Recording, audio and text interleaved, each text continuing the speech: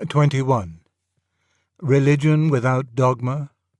Read to the Socratic Club on the 20th of May 1946 in answer to a paper by Professor H. H. Price on The Grounds of Modern Agnosticism, 20th of October 1944, this essay was published under the title A Christian Reply to Professor Price in the Phoenix Quarterly, Volume 1, Number 1, Autumn 1946, and was then reprinted under the current title in The Socratic Digest, Number 4, 1948. It now appears in Compelling Reason, 1998, together with a reply to an article by Miss G. E. M. Anscombe, a reply to Mr. C. S. Lewis's argument that naturalism is self-refuting. Lewis's argument is to be found in the original third chapter of his Miracles, 1947. In his paper on The Grounds of Modern Agnosticism, Professor Price maintains the following positions. 1. That the essence of religion is belief in God and immortality. 2. That in most actual religions the essence is found in connection with accretions of dogma and mythology which have been rendered incredible by the progress of science. 3. That it would be very desirable, if it were possible, to retain the essence purged of the accretions. But 4. That science has rendered the essence almost as hard to believe as the accretions. For the doctrine of immortality involves the dualistic view that man is a composite creature, a soul in a state of symbiosis with a physical organism. But insofar as science can successfully regard man monistically as a single organism whose psychological properties all arise from his physical, the soul becomes an indefensible hypothesis. In conclusion, Professor Price found our only hope in certain empirical evidence for the soul which appears to him satisfactory. In fact, in the findings of psychical research. My disagreement with Professor Price begins, I am afraid, at the threshold. I do not define the essence of religion as belief in God and immortality. Judaism in its earlier stages had no belief in immortality, and for a long time no belief which was religiously relevant. The shadow existence of the ghost in Sheol was one of which Jehovah took no account, and which took no account of Jehovah. In Sheol all things are forgotten. The religion was centered on the ritual and ethical demands of Jehovah in the present life, and also, of course, on benefits expected from him. These benefits are often merely worldly benefits, grandchildren, and peace upon Israel. But a more specifically religious note is repeatedly struck. The Jew is athirst for the living God. Psalm 42, verse 2. He delights in his laws as in honey or treasure. Psalm 19, verse 10. He is conscious of himself in Jehovah's presence as unclean of lips and heart. Isaiah chapter 6, verse 5. The glory or splendor of the god is worshipped for its own sake. In Buddhism, on the other hand, we find that a doctrine of immortality is central, while there is nothing specifically religious. Salvation from immortality, deliverance from reincarnation, is the very core of its message. The existence of the gods is not necessarily decried, but it is of no religious significance. In Stoicism again, both the religious quality and the belief in immortality are variables, but they do not vary in direct ratio. Even within Christianity itself, we find a striking expression, not without influence from Stoicism, of the subordinate position of immortality. When Henry Moore ends a poem on the spiritual life by saying that if, after all, he should turn out to be mortal, he would be satisfied. A lonesome mortal God to have died. From my own point of view, the examples of Judaism and Buddhism are of immense importance. The system which is meaningless without a doctrine of immortality regards immortality as a nightmare, not as a prize. The religion which, of all ancient religions, is most specifically religious, that is, at once most ethical and most numinous, is hardly interested in the question. Believing, as I do, that Jehovah is a real being, indeed the ens realissimum, I cannot sufficiently admire the divine tact of thus training the chosen race for centuries in a religion before even hinting the shining secret of eternal life. He behaves like the rich lover in a romance, who woos the maiden on his own merits, disguised as a poor man, and only when he has won her reveals that he has a throne and palace to offer. For I cannot help thinking that any religion which begins with a thirst for immortality is damned as a religion from the outset. Until a certain spiritual level has been reached, the promise of immortality will always operate as a bribe, which vitiates the whole religion and infinitely inflames those very self-regards which religion must cut down and uproot. For the essence of religion, in my view, is the thirst for an end higher than natural ends, the finite self's desire for and acquiescence in and self-rejection in favour of an object wholly good and wholly good for it. That the self-rejection will turn out to be also a self-finding, that bread cast upon the waters will be found after many days, that to die is to live. These are sacred paradoxes of which the human race must not be told too soon. Differing from Professor Price about the essence of religion, I naturally cannot, in a sense, discuss whether the essence as he defines it coexists with accretions of dogma and mythology. But I freely admit that the essence as I define it always coexists with other things, and that some of these other things even I would call mythology. But my list of things mythological would not coincide with his, and our views of mythology itself probably differ. A great many different views on it have, of course, been held. Myths have been accepted as literally true, then as allegorically true by the Stoics, as confused history by Euhemerus, as priestly lies by the philosophers of the Enlightenment, as imitative agricultural ritual mistaken for propositions in the days of Fraser. If you start from a naturalistic philosophy, then something like the view of Euhemerus or the view of Fraser is likely to result. But I am not a naturalist. I believe that in the huge mass of mythology which has come down to us, a good many different sources are mixed. True history, allegory, ritual, the human delight in storytelling, etc. But among these sources I include the supernatural, both diabolical and divine. We need here concern ourselves only with the latter. If my religion is erroneous, then occurrences of similar motifs in pagan stories are, of course, instances of the same or a similar error.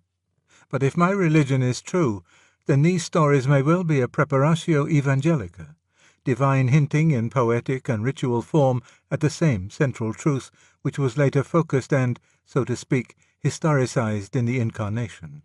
To me, who first approached Christianity from a delighted interest in and reverence for the best pagan imagination, who loved Balder before Christ and Plato before St. Augustine, the anthropological argument against Christianity has never been formidable.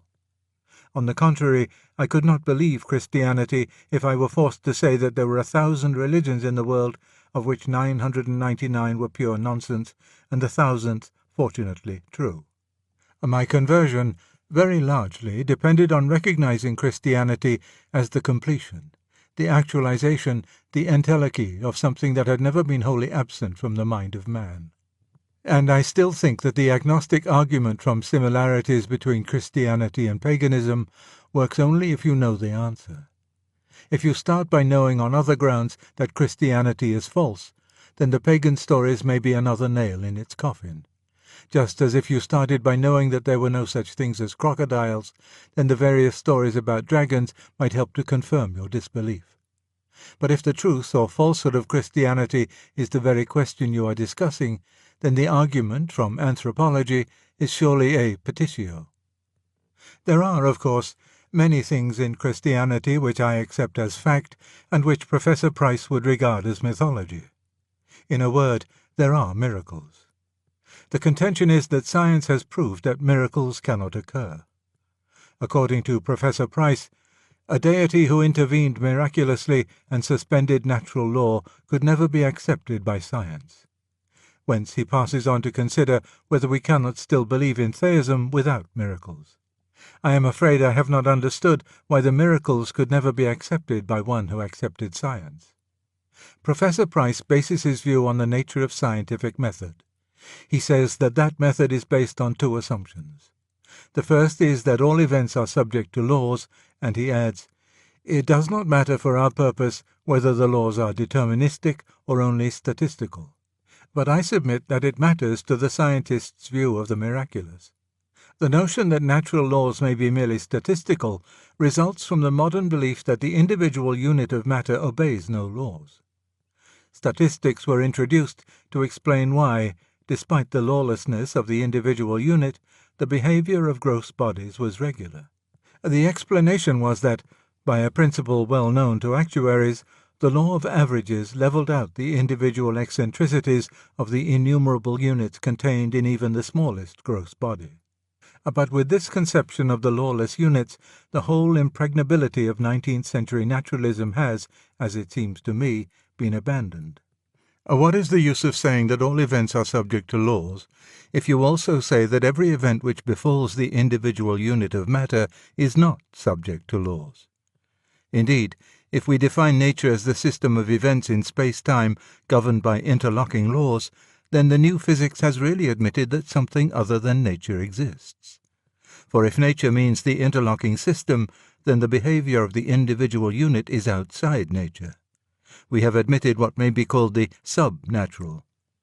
After that admission, what confidence is left us that there may not be a supernatural as well?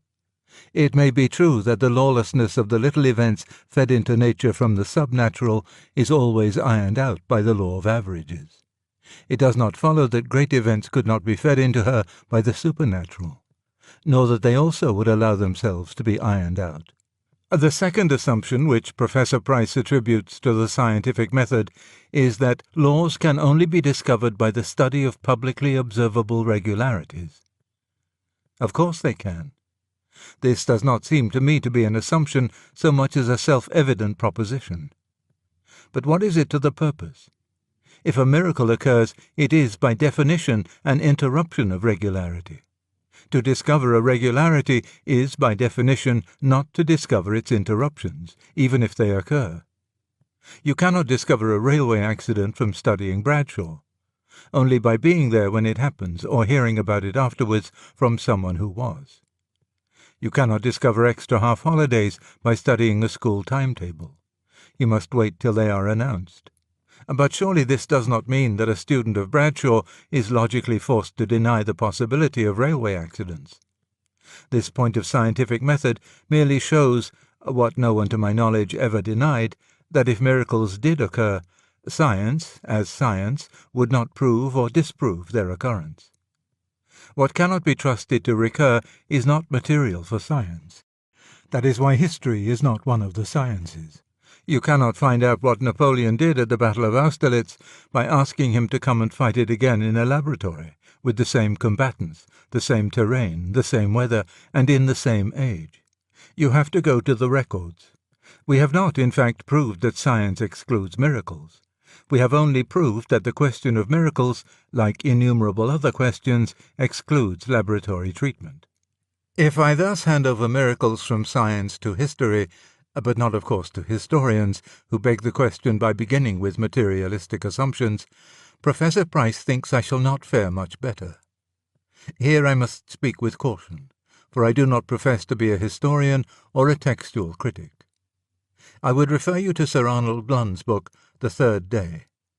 If Sir Arnold is right, then the biblical criticism which began in the 19th century has already shot its bolt, and most of its conclusions have been successfully disputed, though it will, like 19th-century materialism, long continue to dominate popular thought.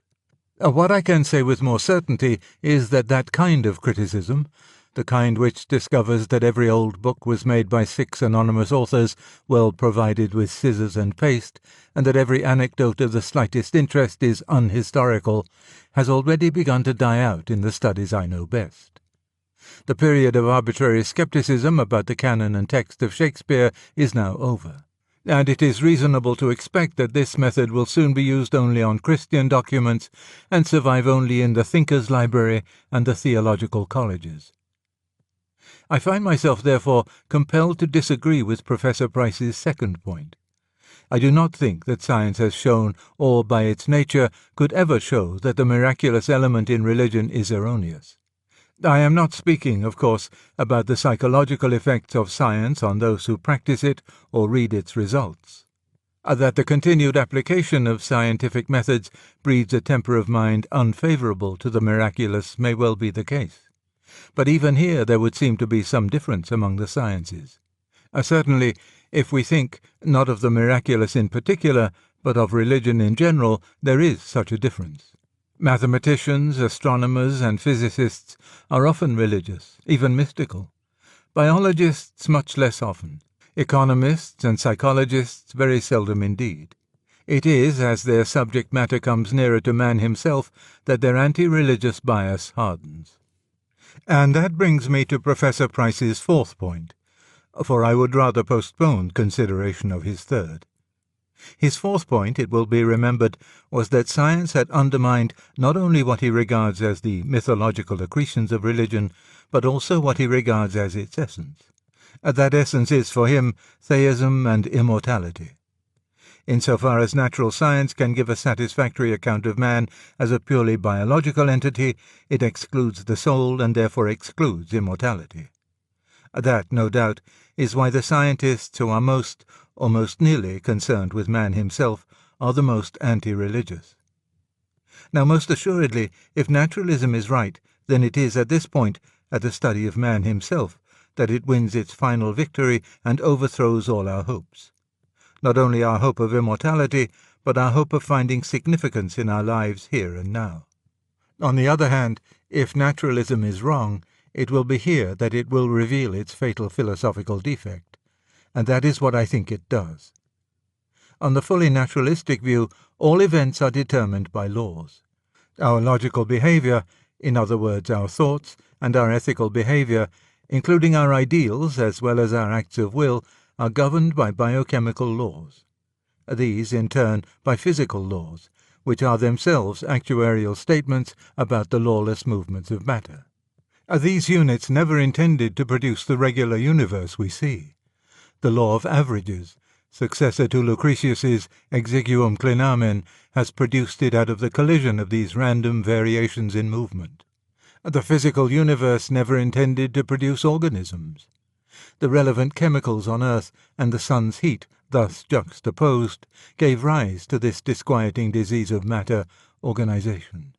Natural selection, operating on the minute differences between one organism and another, blundered into that sort of phosphorescence or mirage which we call consciousness.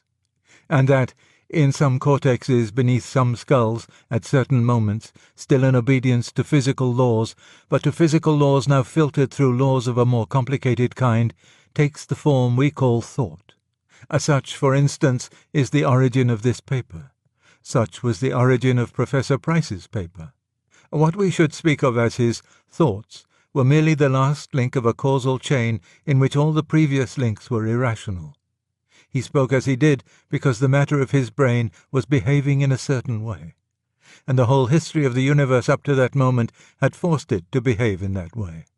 What we call his thought was essentially a phenomenon of the same sort as his other secretions, the form which the vast irrational process of nature was bound to take at a particular point of space and time. Of course, it did not feel like that to him or to us while it was going on. He appeared to himself to be studying the nature of things, to be in some way aware of the realities, even supersensuous realities, outside his own head.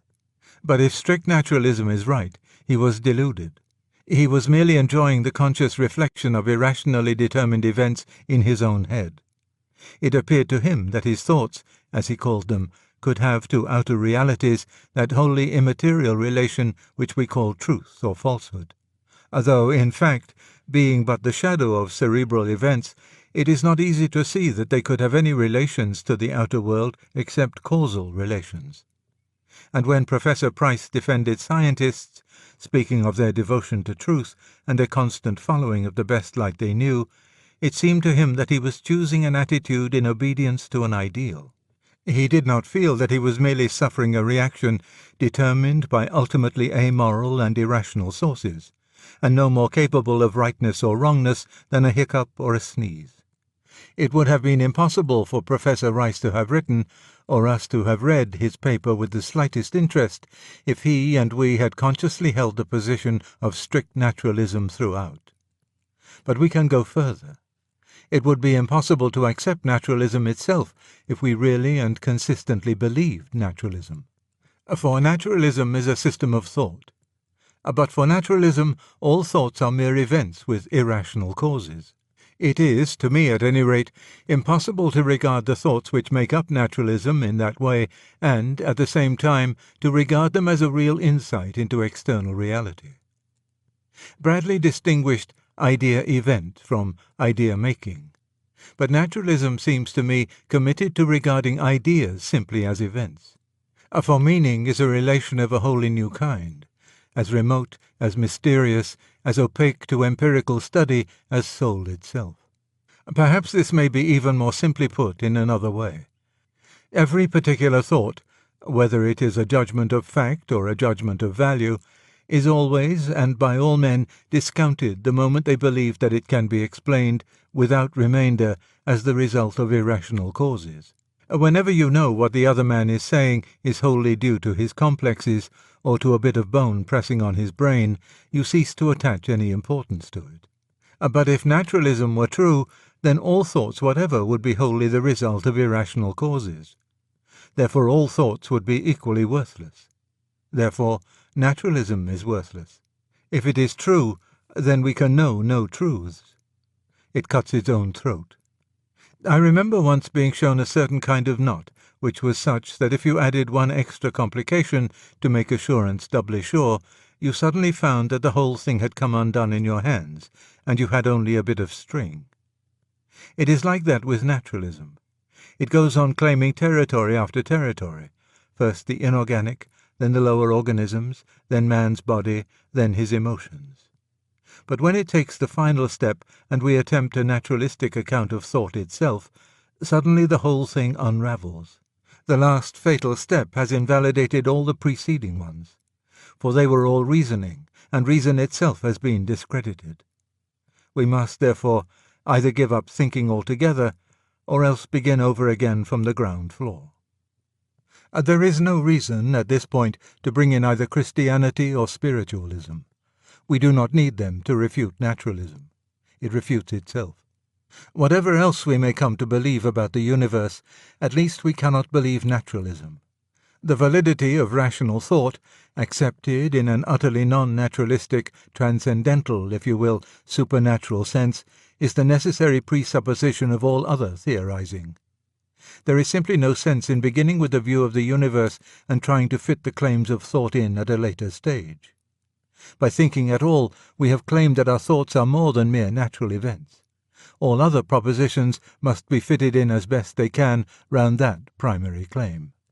Holding that science has not refuted the miraculous element in religion, much less that naturalism, rigorously taken, can refute anything except itself, I do not, of course, share Professor Price's anxiety to find a religion which can do without what he calls the mythology. What he suggests is simple theism, rendered credible by a belief in immortality which, in its turn, is guaranteed by psychical research. Professor Price is not, of course, arguing that immortality would of itself prove theism. It would merely remove an obstacle to theism. The positive source of theism he finds in religious experience. At this point, it is very important to decide which of two questions we are asking. We may be asking, 1. Whether this purged minimal religion suggested by Professor Price is capable, as a historical, social, and psychological entity, of giving fresh heart to society, strengthening the moral will, and producing all those other benefits which, it is claimed, the old religions have sometimes produced. On the other hand, we may be asking, 2. Whether this minimal religion will be the true one, that is, whether it contains the only true propositions we can make about ultimate questions. The first question is not a religious question, but a sociological one.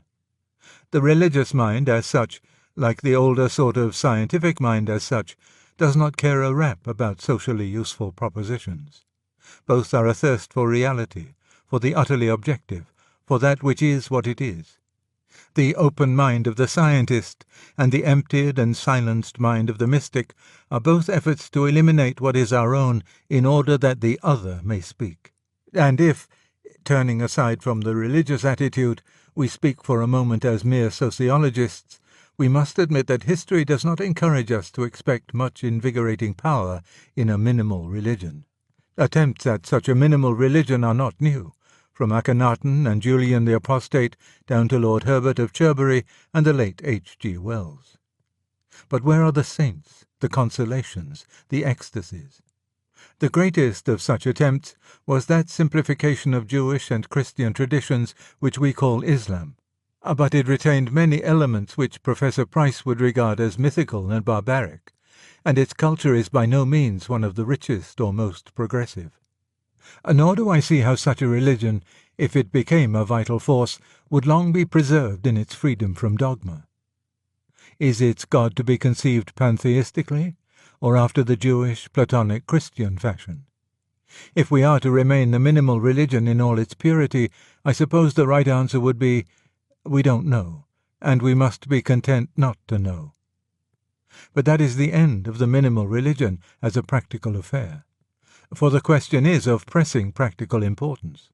If the God of Professor Price's religion is an impersonal spirituality diffused through the whole universe, equally present and present in the same mode at all points of space and time, then he, or it, will certainly be conceived as being beyond good and evil, expressed equally in the brothel or the torture chamber, and in the model factory or the university common room.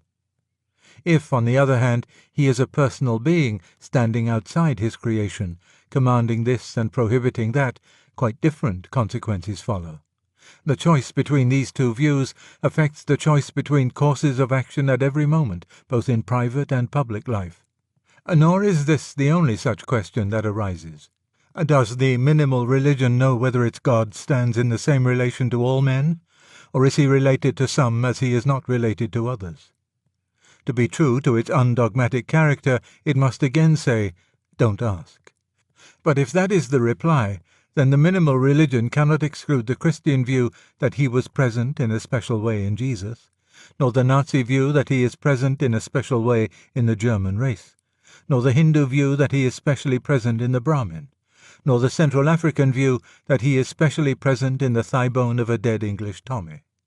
All these difficulties are concealed from us as long as the minimal religion exists only on paper. But suppose it were somehow established all over what is left of the British Empire, and let us suppose that Professor Price has, most reluctantly and solely from a sense of duty, become its supreme head on earth. I predict that one of two things must happen. 1. In the first month of his reign he will find himself uttering his first dogmatic definition. He will find himself saying, for example, no, God is not an amoral force diffused through the whole universe, to whom suttee and temple prostitution are no more and no less acceptable than building hospitals and teaching children. He is a righteous creator, separate from his creation, who demands of you justice and mercy. Or, 2, Professor Price will not reply. In the second case, is it not clear what will happen? Those who have come to his minimal religion from Christianity will conceive God in the Jewish, Platonic, Christian way. Those who have come from Hinduism will conceive him pantheistically, and the plain men who have come from nowhere will conceive him as a righteous creator in their moments of moral indignation, and as a pantheistic God in their moments of self-indulgence. And the ex-Marxist will think he is specially present in the proletariat, and the ex-Nazi will think he is specially present in the German people. And they will hold world conferences at which they all speak the same language and reach the most edifying agreement. But they will all mean totally different things.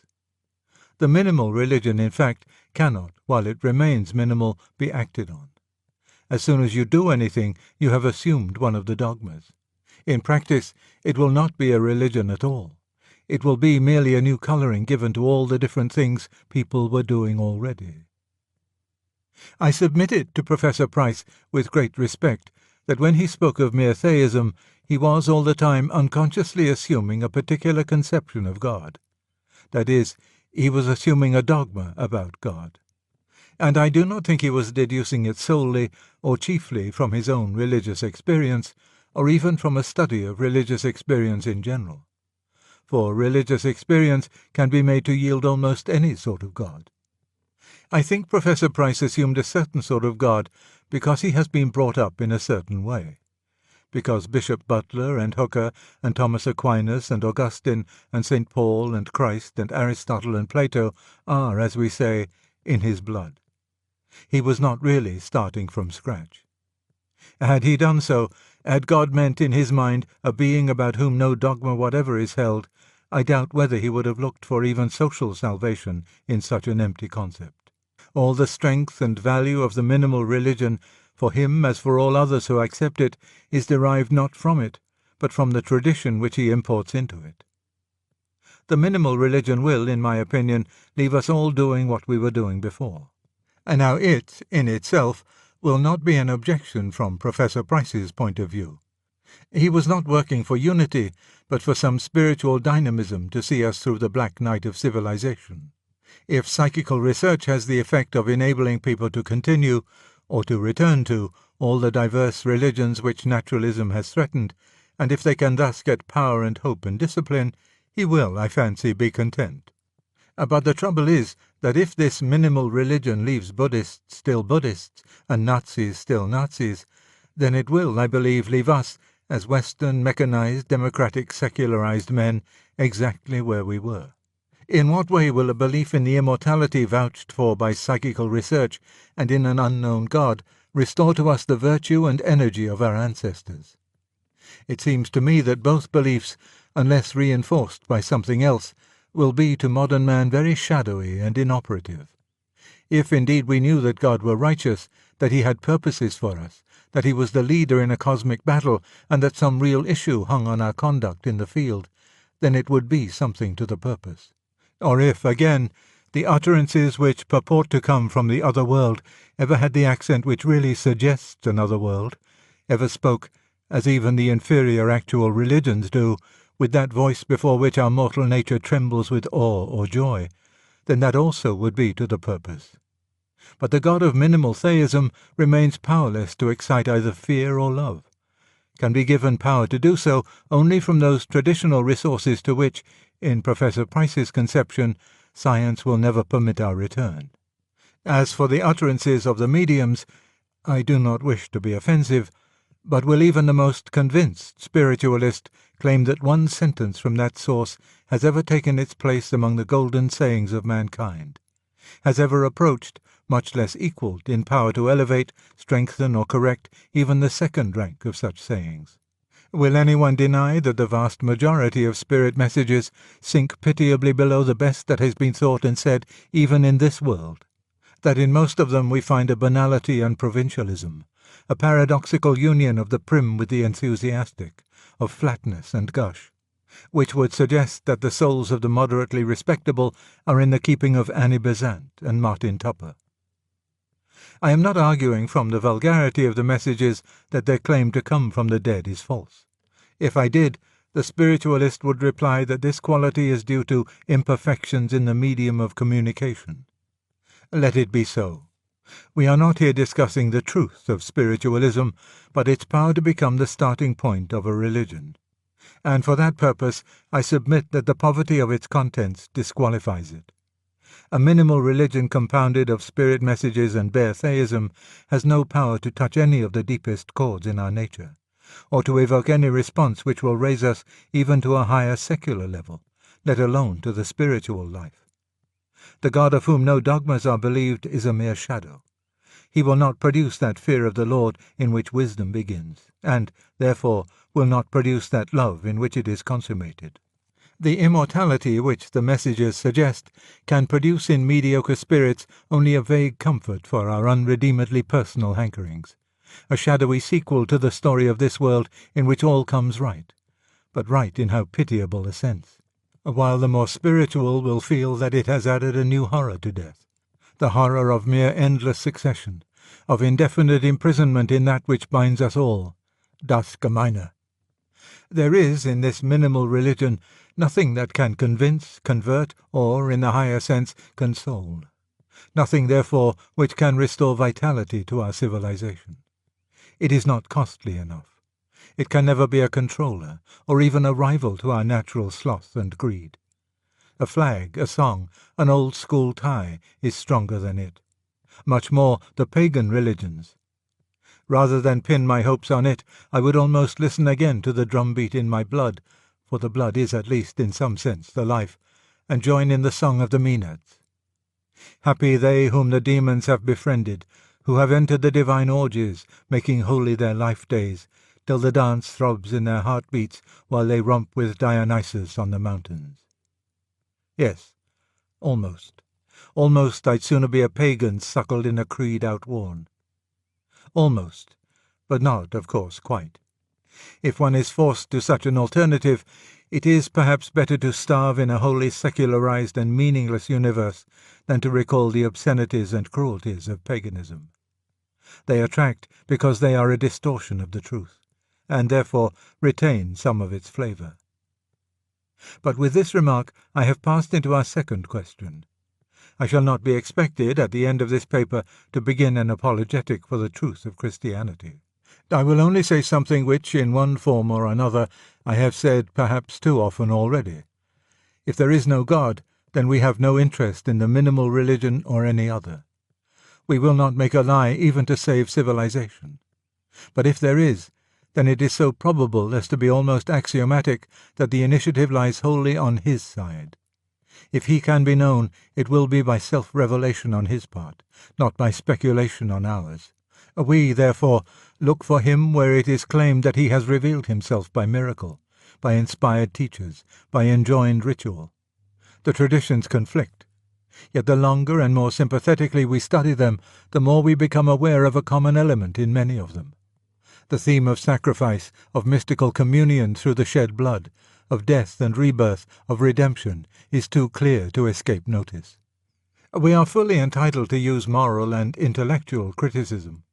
What we are not, in my opinion, entitled to do is simply to abstract the ethical element and set that up as a religion on its own.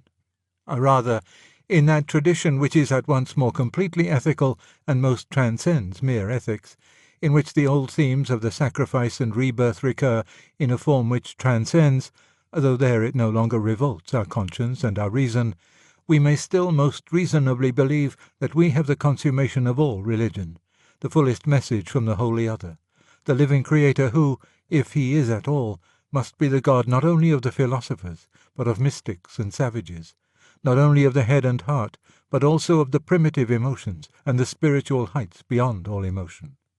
We may still reasonably attach ourselves to the Church, to the only concrete organization which has preserved down to this present time the core of all the messages, pagan and perhaps pre-pagan, that have ever come from beyond the world, and begin to practice the only religion which rests not upon some selection of certain supposedly higher elements in our nature, but on the shattering and rebuilding, the death and rebirth of that nature in every part, neither Greek nor Jew nor barbarian, but a new creation.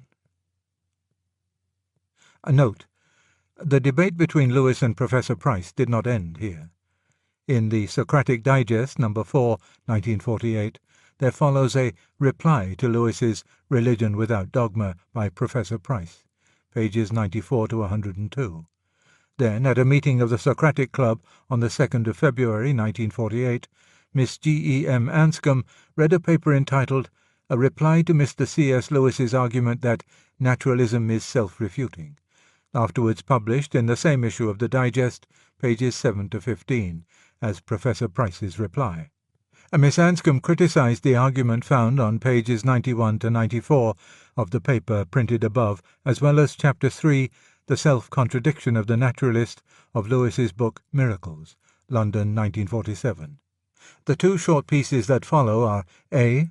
The Socratic Minute Book account of Lewis's reply to Miss Anscombe, and B.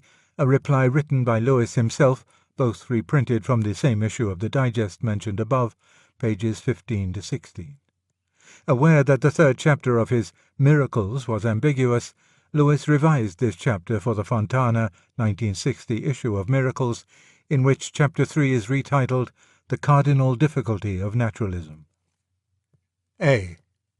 In his reply, Mr. C.S. Lewis agreed that the words cause and ground were far from synonymous, but said that the recognition of a ground could be the cause of assent, and that assent was only rational when such was its cause.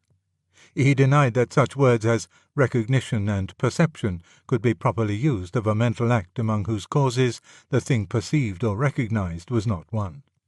Miss Anscombe said that Mr. Lewis had misunderstood her, and thus the first part of the discussion was confined to the two speakers, who attempted to clarify their positions and their differences. Miss Anscombe said that Mr. Lewis was still not distinguishing between having reasons and having reasoned in the causal sense. Mr. Lewis understood the speaker to be making a tetrachotomy thus: 1. Logical reasons, 2.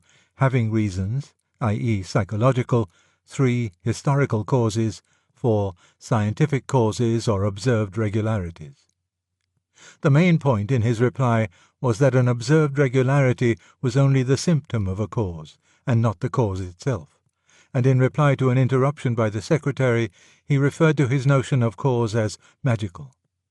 An open discussion followed, in which some members tried to show Miss Anscombe that there was a connection between ground and cause, while others contended against the President, Lewis, that the test for the validity of reason could never in any event be such a thing as the state of the bloodstream. The President finally admitted that the word valid was an unfortunate one. From the discussion in general, it appeared that Mr. Lewis would have to turn his argument into a rigorous analytic one, if his notion of validity as the effect of causes were to stand the test of all the questions put to him. B. I admit that valid was a bad word for what I meant. Veridical, or verific, or veriferous would have been better. I also admit that the cause and effect relation between events and the ground and consequent relations between propositions are distinct. Since English uses the word because of both, let us here use because CE for the cause and effect relation. This doll always falls on its feet because CE, its feet are weighted, and because GC for the ground and consequent relation. A equals C because GC, they both equal B. But the sharper this distinction becomes, the more my difficulty increases. If an argument is to be verific, the conclusion must be related to the premises as consequent to ground, i.e., the conclusion is there because GC certain other propositions are true. On the other hand, our thinking the conclusion is an event and must be related to previous events as effect to cause, i.e., this act of thinking must occur because CE previous events have occurred. It would seem, therefore, that we never think the conclusion because GC it is the consequent of its grounds, but only because CE certain previous events have happened. If so, it does not seem that the GC sequence makes us more likely to think the true conclusion than not. And this is very much what I meant by the difficulty in naturalism.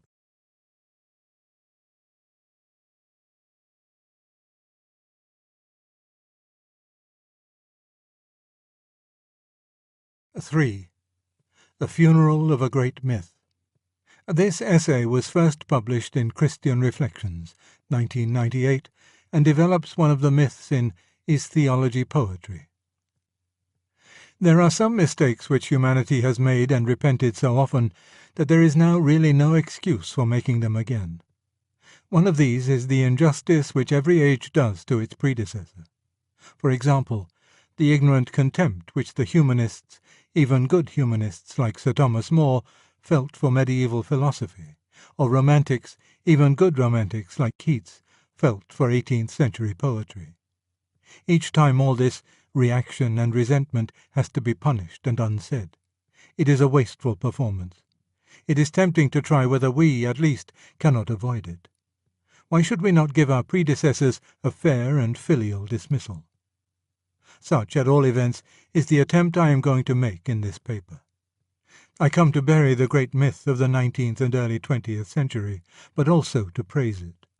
I am going to pronounce a funeral oration.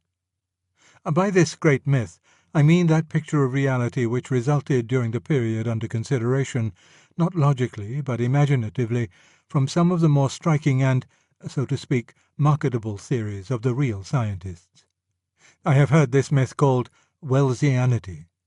The name is a good one insofar as it does justice to the share which a great imaginative writer bore in building it up. But it is not satisfactory. It suggests, as we shall see, an error about the date at which the myth became dominant, and it also suggests that the myth affected only the middle-brow mind. In fact, it is as much behind Bridges' Testament of Beauty as it is behind the work of Wells. It dominates minds as different as those of Professor Alexander and Walt Disney. It is implicit in nearly every modern article on politics, sociology, and ethics. I call it a myth because it is, as I have said, the imaginative and not the logical result of what is vaguely called modern science. Strictly speaking, there is, I confess, no such thing as modern science. There are only particular sciences, all in a state of rapid change and sometimes inconsistent with one another. What the myth uses is a selection from the scientific theories, a selection made at first and modified afterwards in obedience to imaginative and emotional needs. It is the work of the folk imagination, moved by its natural appetite for an impressive unity. It therefore treats its data with great freedom, selecting, slurring, expurgating, and adding at will. The central idea of the myth is what its believers would call evolution, or development, or emergence, just as the central idea in the myth of Adonis is death and rebirth. I do not mean that the doctrine of evolution, as held by practicing biologists, is a myth. It may be shown by later biologists to be a less satisfactory hypothesis than was hoped 50 years ago, but that does not amount to being a myth. It is a genuine scientific hypothesis. But we must sharply distinguish between evolution as a biological theorem and popular evolutionism or developmentalism, which is certainly a myth. Before proceeding to describe it and, which is my chief business, to pronounce its eulogy, I had better make clear its mythical character. We have, first of all, the evidence of chronology. If popular evolutionism were, as it imagines itself to be, not a myth, but the intellectually legitimate result of the scientific theorem on the public mind, it would arise after that theorem had become widely known. We should have the theorem known first of all to a few, then adopted by all the scientists, then spreading to all men of general education, then beginning to affect poetry and the arts, and so finally percolating to the mass of the people. In fact, however, we find something quite different. The clearest and finest poetical expressions of the myth come before The Origin of Species was published, 1859, and long before it had established itself as scientific orthodoxy. There had, to be sure, been hints and germs of the theory in scientific circles before 1859. But if the mythopoeic poets were at all infected by those germs, they must have been very up-to-date indeed, very predisposed to catch the infection. Almost before the scientists spoke, certainly before they spoke clearly, imagination was ripe for it. The finest expression of the myth in English does not come from Bridges, nor from Shaw, nor from Wells, nor from Olaf Stapledon. It is this: As heaven and earth are fairer, fairer far than chaos and blank darkness, though once chiefs, and as we show beyond that heaven and earth, in form and shape compact and beautiful, in will, in action free, companionship, and thousand other signs of purer life, so on our heels a fresh perfection treads, a power more strong in beauty born of us, and fated to excel us, as we pass in glory that old darkness. Thus Oceanus, in Keats's Hyperion, nearly 40 years before The Origin of Species. And on the continent we have the Nibelung's Ring. Coming, as I do, to bury but also to praise the receding age, I will by no means join in the modern depreciation of Wagner. He may, for all I know, have been a bad man. He may, though I shall never believe it, have been a bad musician. But as a mythopoeic poet he is incomparable. The tragedy of the evolutionary myth has never been more nobly expressed than in his Wotan. Its heady raptures never more irresistibly than in Siegfried. That he himself knew quite well what he was writing about can be seen from his letter to August Rockel in 1854. The progress of the whole drama shows the necessity of recognizing and submitting to the change, the diversity, the multiplicity, the eternal novelty of the real. Wotan rises to the tragic height of willing his own downfall. This is all we have to learn from the history of man, to will the necessary and ourselves to bring it to pass. If Shaw's Back to Methuselah were really, as he supposed, the work of a prophet or a pioneer ushering in the reign of a new myth, its predominantly comic tone and its generally low emotional temperature would be inexplicable. It is admirable fun, but not thus are new epochs brought to birth. The ease with which he plays with the myth shows that the myth is fully digested and already senile. Shaw is the Lucian or the Snorri of this mythology. To find its Aeschylus or its Elder Edda, you must go back to Keats and Wagner. That, then, is the first proof that popular evolution is a myth. In making it, imagination runs ahead of scientific evidence. The prophetic soul of the big world was already pregnant with the myth. If science had not met the imaginative need, science would not have been so popular. But probably every age gets, within certain limits, the science it desires. In the second place, we have internal evidence. Popular evolutionism, or developmentalism, differs in content from the evolution of the real biologists. To the biologist, evolution is a hypothesis. It covers more of the facts than any other hypothesis at present on the market, and is therefore to be accepted unless or until some new supposal can be shown to cover still more facts with even fewer assumptions. At least, that is what I think most biologists would say. Professor D.M.S. Watson, it is true, would not go so far. According to him, evolution is accepted by zoologists not because it has been observed to occur or can be proved by logically coherent evidence to be true, but because the only alternative, special creation, is clearly incredible. This would mean that the sole ground for believing it is not empirical, but metaphysical, the dogma of an amateur metaphysician who finds special creation incredible. But I do not think it has really come to that. Most biologists have a more robust belief in evolution than Professor Watson. But it is certainly a hypothesis. In the myth, however, there is nothing hypothetical about it. It is basic fact. Or, to speak more strictly, such distinctions do not exist on the mythical level at all. There are more important differences to follow. In the science, evolution is a theory about changes. In the myth, it is a fact about improvements. Thus a real scientist, like Professor J.B.S. Haldane, is at pains to point out that popular ideas of evolution lay a wholly unjustified emphasis on those changes which have rendered creatures, by human standards, better or more interesting.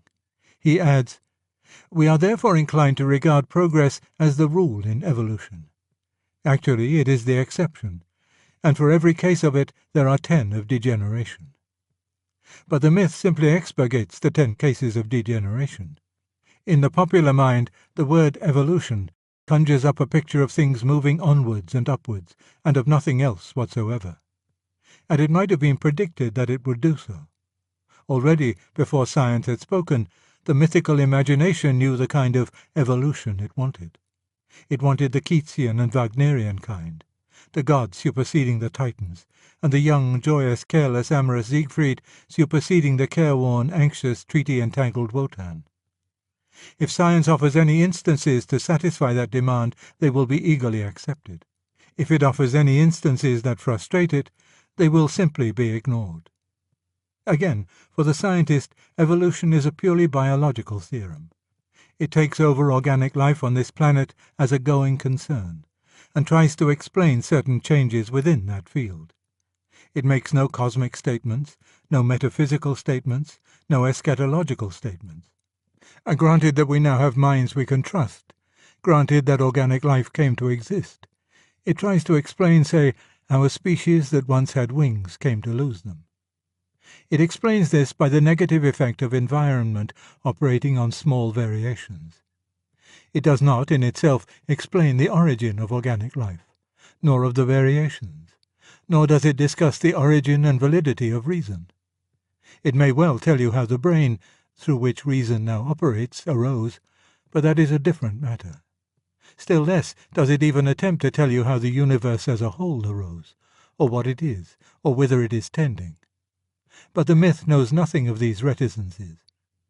Having turned what was a theory of change into a theory of improvement, it then makes this a cosmic theory. Not merely terrestrial organisms, but everything is moving upwards and onwards. A reason has evolved out of instinct, virtue out of complexes, poetry out of erotic howls and grunts, civilization out of savagery, the organic out of inorganic, the solar system out of some sidereal soup or traffic block. And conversely, reason, virtue, art, and civilization as we now know them are only the crude or embryonic beginnings of far better things, perhaps deity itself, in the remote future. For in the myth, evolution, as the myth understands it, is the formula of all existence. To exist means to be moving from the status of almost zero to the status of almost infinity. To those brought up on the myth, nothing seems more normal, more natural, more plausible than that chaos should turn into order, death into life, ignorance into knowledge. And with this we reach the full-blown myth. It is one of the most moving and satisfying world dramas which have ever been imagined. The drama proper is preceded, do not forget the Rheingold here, by the most austere of all preludes, the infinite void and matter endlessly, aimlessly moving to bring forth it knows not what. Then by some millionth chance, what tragic irony, the conditions at one point of space and time bubble up into that tiny fermentation which we call organic life. At first, everything seems to be against the infant hero of our drama, just as everything always was against the seventh son or ill-used stepdaughter in a fairy tale. But life somehow wins through. With incalculable sufferings, the sorrows of the Volsungs were nothing to it. Against all but insuperable obstacles, it spreads, it breathes, it complicates itself. From the amoeba up to the reptile, up to the mammal. Life, here comes our first climax, wantons as in her prime. This is the age of monsters. Dragons prowl the earth, devour one another and die. Then the old irresistible theme of the younger son or the ugly duckling is repeated. As the weak, tiny spark of life herself began amidst the beasts that are far larger and stronger than he, there comes forth a little, naked, shivering, cowering biped, shuffling, not yet fully erect, promising nothing, the product of another millionth chance. His name in this myth is Man. Elsewhere he has been the young Beowulf, whom men at first thought a dastard, or the stripling David, armed only with a sling against mail-clad Goliath, or Jack the Giant Killer himself, or even Hop o' My Thumb. He thrives. He begins killing his giants. He becomes the caveman with his flints and his club, muttering and growling over his enemy's bones, almost a brute, yet somehow able to invent art, pottery, language, weapons, cookery, and nearly everything else. His name in another story is Robinson Crusoe, dragging his screaming mate by her hair, I do not exactly know why, tearing his children to pieces in fierce jealousy until they are old enough to tear him, and cowering before the terrible gods whom he has invented in his own image. But these were only growing pains. In the next act he becomes the true man. He learns to master nature. Science arises and dissipates the superstitions of his infancy. More and more he becomes the controller of his own fate. Passing hastily over the historical period, in it the upward and onward movement gets in places a little indistinct, but it is a mere nothing by the time scale we are using, we follow our hero on into the future. See him in the last act, though not the last scene, of this great mystery. A race of demigods now rule the planet, in some versions the galaxy. Eugenics have made certain that only demigods will now be born. Psychoanalysis, that none of them shall lose or smirch his divinity. Economics, that they shall have to hand all that demigods require. Man has ascended his throne. Man has become God. All is a blaze of glory. And now, mark well the final stroke of mythopoeic genius. It is only the more debased versions of the myth that end here. For to end here is a little pathetic, even a little vulgar. If we stopped at this point, the story would lack the highest grandeur. Therefore, in the best versions, the last scene reverses all. Arthur died. Siegfried died. Roland died at Roncevaux. Dusk steals darkly over the gods. All this time we have forgotten Mordred, Hagen, Ganelon. All this time nature, the old enemy who only seemed to be defeated, has been gnawing away, silently, unceasingly, out of the reach of human power. The sun will cool. All suns will cool. The whole universe will run down. A life, every form of life, will be banished without hope of return from every cubic inch of infinite space. All ends in nothingness. Universal darkness covers all. True to the shape of Elizabethan tragedy, the hero has swiftly fallen from the glory to which he slowly climbed. We are dismissed in calm of mind, all passion spent. It is indeed much better than an Elizabethan tragedy, for it has a more complete finality. It brings us to the end not of a story, but of all possible stories. Enden sah ich die Welt. I grew up believing in this myth, and I have felt, I still feel, its almost perfect grandeur. Let no one say we are an unimaginative age. Neither the Greeks nor the Norsemen ever invented a better story. Even to the present day, in certain moods, I could almost find it in my heart to wish that it was not mythical but true. And yet, how could it be? What makes it impossible that it should be true is not so much the lack of evidence for this or that scene in the drama as the fatal self-contradiction which runs right through it. The myth cannot even get going without accepting a good deal from the real sciences. And the real sciences cannot be accepted for a moment unless rational inferences are valid. For every science claims to be a series of inferences from observed facts. It is only by such inferences that you can reach your nebulae and protoplasm and dinosaurs and submen and cavemen at all. Unless you start by believing that reality in the remotest space and the remotest time rigidly obeys the laws of logic, you can have no ground for believing in any astronomy, any biology, any paleontology, any archaeology. To reach the positions held by the real scientists, which are then taken over by the myth, you must, in fact, treat reason as an absolute. But at the same time, the myth asks me to believe that reason is simply the unforeseen and unintended byproduct of a mindless process at one stage of its endless and aimless becoming. The content of the myth thus knocks from under me the only ground on which I could possibly believe the myth to be true. If my own mind is a product of the irrational, if what seem my clearest reasonings are only the way in which a creature conditioned as I am is bound to feel, how shall I trust my mind when it tells me about evolution? They say, in effect, I will prove that what you call a proof is only the result of mental habits, which result from heredity, which results from biochemistry, which results from physics. But this is the same as saying, I will prove that proofs are irrational. More succinctly, I will prove that there are no proofs. The fact that some people of scientific education cannot by any effort be taught to see the difficulty confirms one's suspicion that here we touch a radical disease in their whole style of thought. But the man who does see it is compelled to reject as mythical the cosmology in which most of us were brought up. That it has embedded in it many true particulars I do not doubt, but in its entirety it simply will not do. Whatever the real universe may turn out to be like, it can't be like that.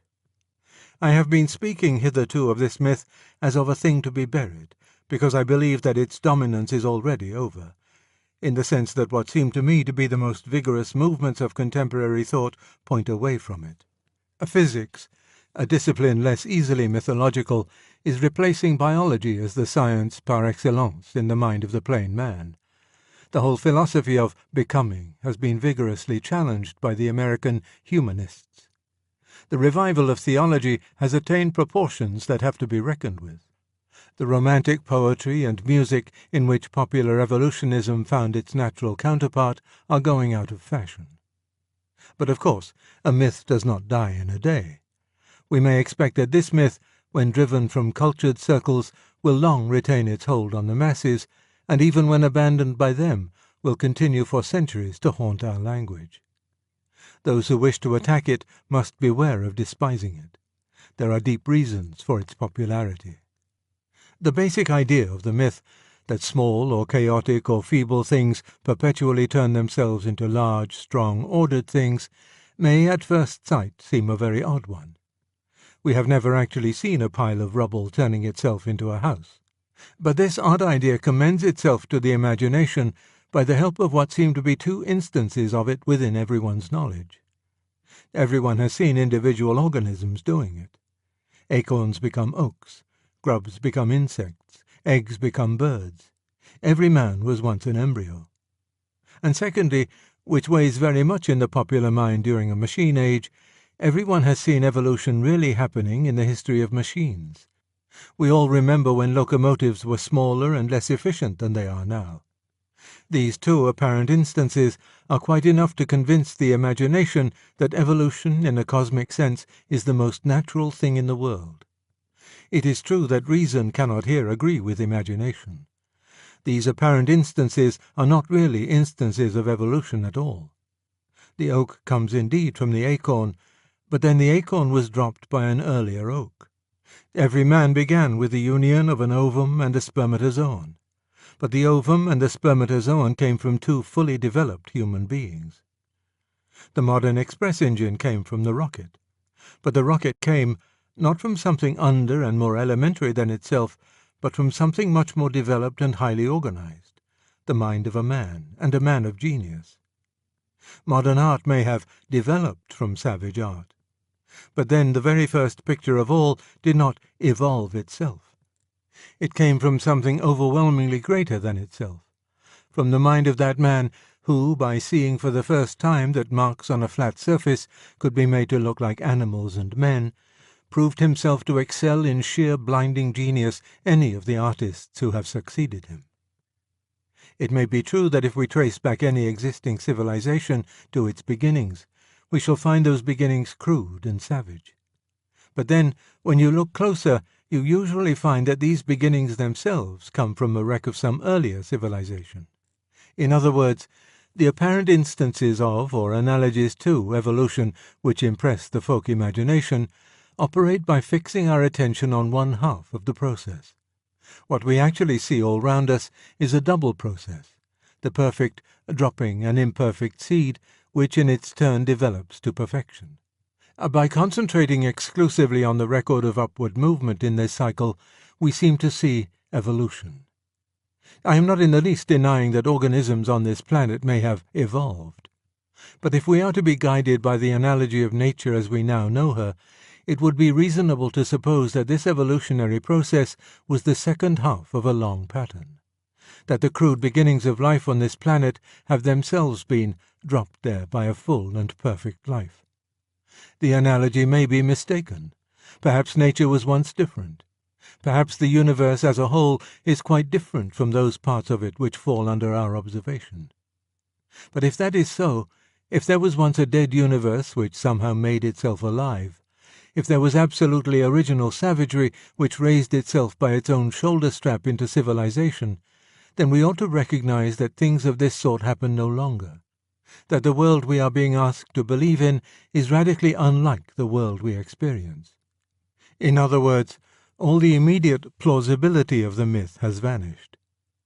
But it has vanished only because we have been thinking it will remain plausible to the imagination, and it is imagination which makes the myth. It takes over from rational thought only what it finds convenient. Another source of strength in the myth is what the psychologists would call its ambivalence. It gratifies equally two opposite tendencies of the mind, the tendency to denigration and the tendency to flattery. In the myth, everything is becoming everything else. In fact, everything is everything else at an earlier or later stage of development, the later stages being always the better. This means that if you are feeling like Mencken, you can debunk all the respectable things by pointing out that they are merely elaborations of the disreputable things. Love is merely an elaboration of lust, virtue merely an elaboration of instinct, and so forth. On the one hand, it also means that if you are feeling what the people call idealistic, you can regard all the nasty things in yourself or your party or your nation as being merely the undeveloped forms of all the nice things. Vice is only undeveloped virtue, egotism only undeveloped altruism. A little more education will set everything right. The myth also soothes the old wounds of our childhood. Without going as far as Freud, we may yet well admit that every man has an old grudge against his father and his first teacher. The process of being brought up, however well it is done, cannot fail to offend. How pleasing, therefore, to abandon the old idea of descent from our concoctors in favour of the new idea of evolution or emergence, to feel that we have risen from them as a flower from the earth, that we transcend them as Keats's gods transcended the Titans. One then gets a kind of cosmic excuse for regarding one's father as a muddling old mimer, and his claims upon our gratitude or respect as an insufferable Stammenlied. Out of the way, old fool. It is we who know how to forge Noton. The myth also pleases those who want to sell things to us. In the old days, a man had a family carriage built for him when he got married and expected it to last all his life. Such a frame of mind would hardly suit modern manufacturers, but popular evolutionism suits them exactly. Nothing ought to last. They want you to have a new car, a new radio set, a new everything every year.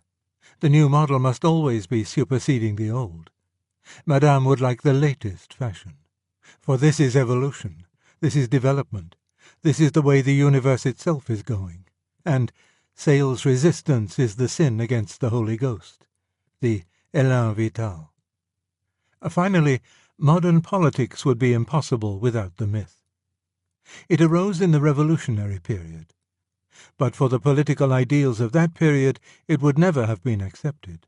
That explains why the myth concentrates on Haldane's one case of biological progress and ignores his 10 cases of degeneration.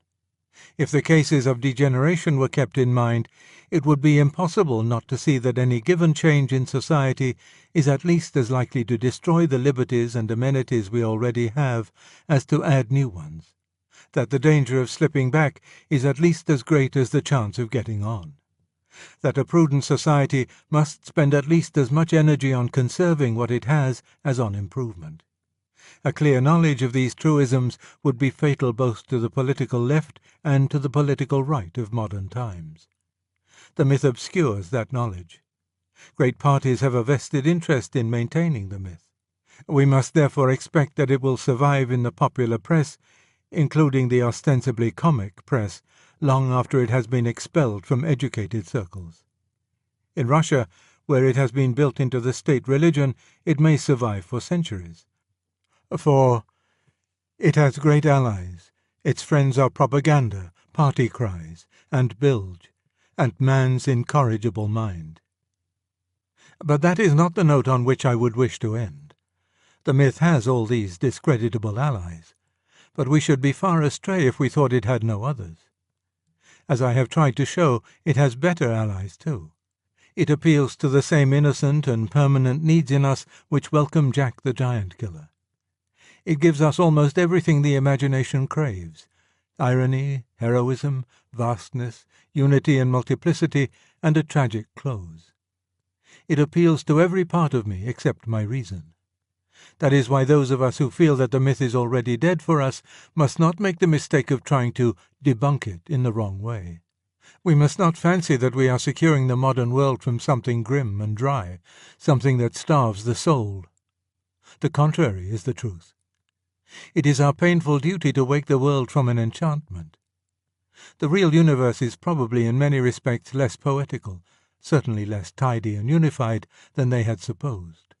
Man's role in it is less heroic. The danger that really hangs over him is perhaps entirely lacking in true tragic dignity.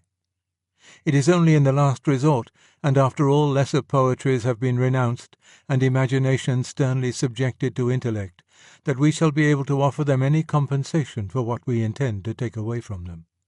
That is why, in the meantime, we must treat the myth with respect. It was all, on a certain level, nonsense. But a man would be a dull dog if he could not feel the thrill and charm of it. For my own part, though I believe it no longer, I shall always enjoy it as I enjoy other myths. I shall keep my caveman where I keep Balder and Helen and the Argonauts, and there often revisit him.